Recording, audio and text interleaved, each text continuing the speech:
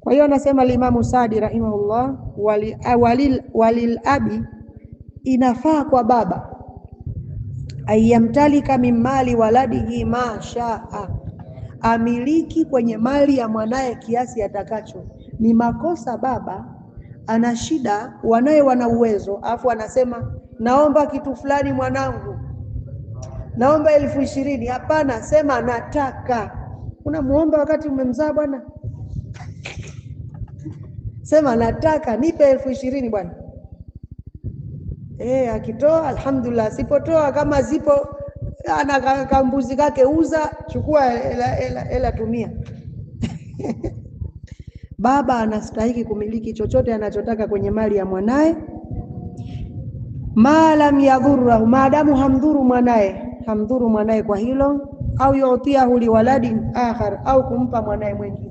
Haifai sasa achukue kwako ampe mdogo wako au ampe kakako, achukue atumie yeye. Au yakuna bimaradhi mauti ahadihima, au kuchukua wakati ambao ni maradhi ya kifo cha mmoja wao. Yani wewe waumwa sana alafu na mali, baba anakuja anaanza kuchukua vitu hivi, haifai hiyo, au yeye anaumwa na hofia atakufa, anaanza kuchukua bwana, ile nyumba ya pale, ile nyangu na ile ya pale nyangu zako, hiyo haifai. Kwa sababu gani? Hana umiliki tena hapo. Maana yake baada ya muda ataondoka. Akiondoka inawezekana ikawa ni ugomvi huku nyuma, kwa vile alivyofanya. Maana mali alizokuwa zake anatakana zigewe nini? Urithi. Kajimilikisha katika mali zako wakati anataka kufa. Ndio maana akazuiwa. Hadithi inamruhusu baba kuchukua mali za mwanae kiasi anachotaka, hamna haja ya kuomba, anaamrisha. Ni kauli yake Mtume sallallahu alaihi wasallam, anta wa maluka bi abika, wewe na mali zako vyote vya babako. Anta wa maluka li abika, wewe na mali zako vyote vya babako. Wewe na mali zako vyote wewe na mali vyote ni milki ya babako. Hii hadithi ina kisa.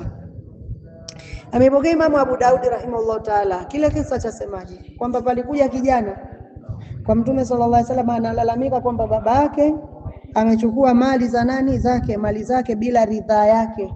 Unaona Mtoto anakuja kwa Mtume, ya Rasulullah, babangu amechukua mali zangu bila ridhaa yangu. Baba amekuja pale, anaumia moyoni, mwanangu kabisa ananishtaki.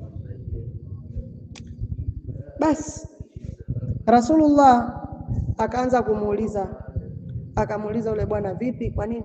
Akasema, ya Rasulullah, muulize nimeitumia hiyo mali yake kwenye jambo gani? Nimewalisha ndugu zake na shangazi zake, ndio nimewalisha chakula, sina mimi chakula, na yeye ana mali hataki kunipa, nikachukua kwenye mali yake nikalisha familia yangu. Inna ma huwa li ikhwani, nimechukua nilishe ndugu zake huyu bwana. Rasulullah akamwambia ule mzee, da anka hadha, hebu achana na hili, wa akhbirna bi shay'in zawartahu fi qalbika lam yatalaffadh bihi lisanuka, hebu tuambie kitu ambacho maneno ambayo umeyatengeneza moyoni mwako, ulimi wako bado haujayatamka. Akasema, ashhadu annaka rasulullah, nashuhudia kwamba wewe ni mtume wa Allah. Qultu muatiban ibni, nimesema mimi moyoni mwangu nikiwa namlaumu mwanangu. Ghadhautuka mauludan wa muntuka yafi'an ta'ullu lima ajni ilayka wa tanhalu. Idha laylatun bisukmi masatka lam abit lisukmika illa sahiran atamalmalu. Kaanni ana almatruqu dunaka billadhi turiqta bihi duni fa aynaya tahmalu. Falamma balaghta sinna wal ghayata allati ilayha mada ma kuntu fika uamilu, ja'alta jazai ghilzatan wa fadadatan kama ja'alta jazai ghilzatan wa fadadatan kaannaka antal mun'imul mutafaddilu.